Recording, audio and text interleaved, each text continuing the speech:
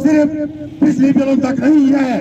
अगर तारीख को इसी तरह चलाना है तो हमारी तरफ से फिर आप लोगों को सलाम।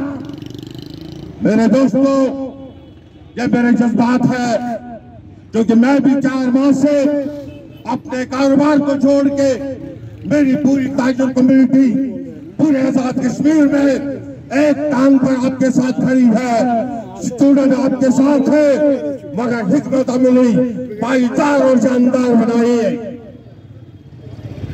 फिर अगर इसका हल होता तो पूरे आजाद कश्मीर में चलाएंगे।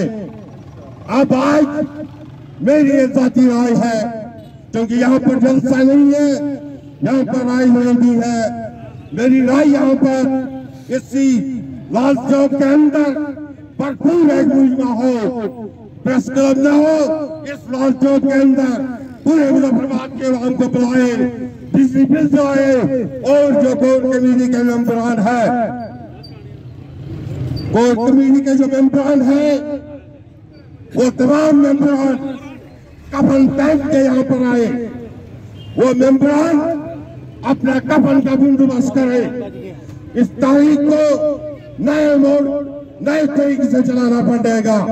ये हुक्मरान जो चापलूस अपनी अयाशी के लिए 10 से मस नहीं होना, हमने जो राष्ट्रीय एग्जाम खाना है, ये तहरीक 21 तारीख के बाद किसी चीज की शिकार न हो, मसलत के शिकार न हो।